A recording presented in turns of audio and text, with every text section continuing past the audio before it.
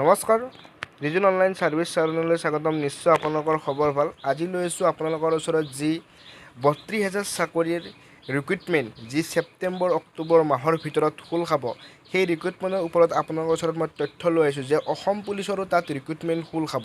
সেই ৰিক্ৰুটমেণ্টৰ ওপৰত ডক্টৰ হিমন্ত বিশ্ব শৰ্মা ডাঙৰীয়াই কি মন্তব্য কৰিছে, গোটেইখিনি তথ্য এইটো ভিডিঅ'ত গম পাব। তেখেতৰ ভাষণো ইয়াত দিয়া আছে, ইয়াত গম পাব আপোনালোকে। আমি চাব লাগিব এইবাৰ অসম আৰক্ষীত AB, UB নে হোমগাৰ্ডৰ চাকৰি আহিব। গোটেইখিনি তথ্য আপোনালোকক মই এইটো ভিডিঅ'ত গম পাব। ভিডিঅ'টো কোনো স্কিপ নকৰাকৈ সম্পূৰ্ণ কৰি চাব। মই মোৰ ৰিজন অনলাইন সাৰ্ভিস চেনেলত প্ৰায় 15 দিনমান মই ভিডিঅ' দিব পৰা নাছিলোঁ মোৰ কিছুমান অসুবিধাৰ কাৰণে। আজিৰ পৰা আকৌ ৰেগুলাৰ ভিডিঅ' পাই থাকিব আপোনালোকে। যদি মোৰ ৰিজন অনলাইন সাৰ্ভিস চেনেল নতুনকৈ ভিজিট কৰিছে, প্লিজ চেনেলটো ছাবস্ক্ৰাইব কৰি থৈ দিব। তেতিয়া এনেকুৱা ভাৰত চৰকাৰ আৰু অসম চৰকাৰৰ সৰু ডাঙৰ জব ৰিলেটিভ ভিডিঅ'বোৰ পাই থাকিবলৈ আপোনালোক সক্ষম হ'ব। এইবাৰ অসম আৰক্ষীত AB অৰ্থাৎ UB নে হোমগাৰ্ডৰ চাকৰি আহিব, সেইটো চাব লাগিব যে কামাণ্ডো আহিব নে নাই। এইবিলাক পোষ্ট প্ৰায় 4,000+ পোষ্ট আহিব, যি 32,000 পোষ্ট ৰিক্ৰুটমেণ্ট খোল খাব, যি 3rd গ্ৰেড 4th গ্ৰেড আৰু কিবা পোষ্ট থাকিব। তাৰ ভিতৰত অসম পুলিচো আহিছে, গৃহ বিভাগ নামটো হৈছে অসম পুলিচ।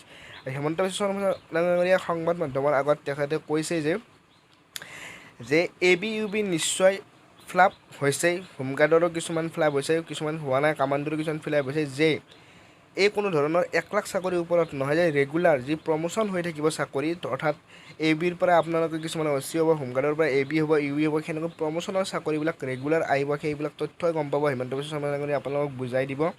আপোনালোকে সেইটো সংবাদ মাধ্যমৰ ভিডিঅ' আপোনালোকক মই শ্বেয়াৰ কৰিম, মোৰ এইটো ভিডিঅ'তে গম পাব আপোনালোকে। তাৰপিছত ক'ব পাৰোঁ যে তেখেতৰ প্ৰথম ভাষণটো শুনি লওক আপোনালোকে, তাৰপিছত মই আপোনালোকক তথ্যটো কৈ আছোঁ। আমি লিষ্টখন গম পাই গ'লো, তেতিয়াহ'লে আমি অক্টোবৰ মাহত যদি এটা ৰিক্ৰুটমেণ্ট প্ৰচেছ আৰম্ভ কৰোঁ, বাই 31 মাৰ্চ আমি চিলেকশ্যন লিষ্ট দিব পাৰোঁ। তাৰমানে বছৰৰ ভেকেঞ্চি আমি বছৰত পূৰ্ণ কৰিব পাৰোঁ আৰু অসম আৰক্ষী এটা 0 ভেকেণ্ট পুলিচ ফ'ৰ্চলৈকে যাব পাৰে। সেই দিশত আমি সিদ্ধান্ত লৈছোঁ যে এই বছৰতো আমি অক্টোবৰ মাহত অসম পুলিচৰ চলিত বৰ্ষৰ ভেকেঞ্চি আৰু সাম্ভাব্য ভেকেঞ্চি দুয়োটাকে সন্নিৱিষ্ট কৰি আমি ৰিক্ৰুটমেণ্ট আৰম্ভ কৰিম আৰু 1 এপ্ৰিললৈকে আমি এটা 0 ভেকেঞ্চি থকা এটা পুলিচ ফ'ৰ্চলৈকে আমি নিজক নিশ্চয় হিমন্ত বিশ্ব শৰ্মা ডাঙৰীয়াৰ ভাষণটো আপোনালোকে শুনি গম পালে যে যিবিলাক চাকৰি অৰ্থাৎ অসম আৰক্ষীৰ বিভাগকৈ কৈছে যে যি প্ৰমোশ্যন হ'ব, যি 0 পোষ্টিং কৰিব, যি 0 পোষ্টিং, যি এটা অসম পুলিচক যি আগুৱাই নিবলৈ ডক্টৰ হিমন্ত বিশ্ব শৰ্মা ডাঙৰীয়াই যিমান কষ্ট কৰিছে, কষ্ট কৰাৰ ওপৰত তেখেতে কৈছে যে যিবিলাক প্ৰমোশ্যন হ'ব বছৰত, কোনো ধৰণৰ এইবাৰ বছৰত 3 কোটা 4 কোটা এনেকৈ ইণ্টাৰভিউ নহয়, অসম পুলিচত এবাৰেই হ'ব বছৰত। সেই বছৰত কেনেকুৱা পোষ্ট ওলাব আপোনালোকে নিশ্চয় গম পাইছে যে প্ৰমোশ্যন পোষ্টবিলাক কিছুমান ৰিটায়াৰ হ'ব, কিছুমানে প্ৰমোশ্যন পাব, সেই পোষ্টবিলাক খালী হ'ব। সেই খালী হোৱা পোষ্টবোৰক পূৰণ কৰিবৰ কাৰণে বছৰত এবাৰকৈ অসম আৰক্ষীৰ ৰিক্ৰুটমেণ্ট খোল খাব। কোনো ধৰণৰ 1 লাখৰ ভিতৰত নহয়, প্ৰতি বছৰে AB, UB, হোমগাৰ্ড, OC গোটেইখিনি SI গোটেইখিনি পোষ্ট খোল খাব। যে কিছুমান ৰিটায়াৰ হ'ব, কিছুমান প্ৰমোশ্যন পাব, কিছুমান ৰিটায়াৰ হৈ গোটেইখিনি পোষ্ট এটা কালেকশ্যন কৰি তাৰপিছত যি পূৰণ কৰিবৰ কাৰণে এটা ৰিক্ৰুটমেণ্ট খোল খাব। যি কৈছে যে অক্টোবৰ মাহত এই ৰিক্ৰুটমেণ্ট আহি আছে অসম আৰক্ষীৰো AB, UBৰ, যি অক্টোবৰ মাহত কৰি এপ্ৰিলৰ আগত এই পূৰণ কৰিব, 0 বেলেঞ্চ কৰি দিব। যি অসম আৰক্ষীৰ যিমান পোষ্ট আছিল সেই পোষ্টৰ গোটেই 0 কৰি দিব। তাৰপিছত এই এপ্ৰিলৰ পিছত যি কিছুমান ৰিটায়াৰ হ'ব, ধৰ 2000 ৰিটায়াৰ হ'ল, 1000 প্ৰমোশ্যন হ'ল, 1000 কিবা হ'ল, 4-5 হাজাৰকৈ প্ৰায় বছৰত ওলাই থাকিব ইয়াৰ ৰিক্ৰুটমেণ্ট অসম পুলিচৰ। বিশেষকৈ মই অসম পুলিচৰ কথা কৈছোঁ।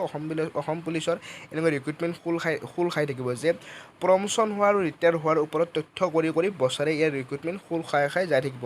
যদি আপুনি এজন অসম আৰক্ষীত ভিজিট বা আপুনি ইণ্টাৰভিউ দিব খুজিছে, তেতিয়াহ'লে আপুনি ইণ্টাৰভিউৰ কাৰণে তৈয়াৰী কৰি দিয়ক, ফিল্ডত নামি যাওক, আপোনালোকে ৰানিং কৰি দিয়ক, তাৰপিছত এক্সামৰ কাৰণে প্ৰিপেৰেশ্যন কৰে, গোটেইখিনি লাগিব। অৰ্থাৎ আজিকালি বহুত কেণ্ডিডেটে ইয়াত এপ্লাই কৰে, তাৰপিছত আপোনালোকে নিশ্চয় চাকৰি পাব। বহুত অসুবিধা, সেইকাৰণে বহুত কষ্টকৰ কৰিব লাগিব, বহুত ৰানিং কৰিব লাগিব।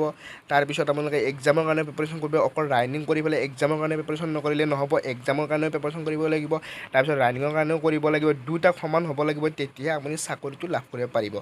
যদি ইয়াৰ ওপৰত ৰিক্ৰুটমেণ্ট আহিব, যেতিয়া ইয়াৰ ওপৰত যি পোষ্ট খোল খাব, কেনেকৈ এপ্লাই কৰিব লাগিব, কোনবিলাক কেনেকৈ ইয়াত এপ্লাই কৰিব পাৰে, এতিয়ালৈ কোনো ধৰণৰ নটিফিকেশ্যন খোলা নাই। কিন্তু ছেপ্টেম্বৰ মাহৰ প্ৰায় 15 তাৰিখ, অক্টোবৰৰ 1 তাৰিখৰ ভিতৰত এই ৰিক্ৰুটমেণ্টবিলাক খোল খাব। তাৰপিছত আপোনালোকে এপ্লাই কৰিব পাৰিব। নিশ্চয় মোৰ ৰিজন অনলাইন ছাৰ্ভিচ চেনেলত গম পাব। সেয়ে যদি আপোনালোকে নতুনকৈ ভিজিট কৰিছে, প্লিজ চেনেলটো ছাবস্ক্ৰাইব কৰি থৈ দিব, তেতিয়া আপোনালোকে ভিডিঅ'বোৰ পাই থাকিবলৈ সক্ষম হ'ব। যদি মোৰ ভিডিঅ'টো ভাল লাগিছে, প্লিজ লাইক কৰি দিব আৰু বন্ধু বান্ধৱীসকলক শ্বেয়াৰ কৰি দিব, তেতিয়া সিহঁতেও অলপমান সুবিধা পাব আপোনাৰ তাৰপৰাই। চ' ভিডিঅ'টো এইখিনিয়ে আছিল, আজি এইখিনিতে এৰিলোঁ, ধন্যবাদ।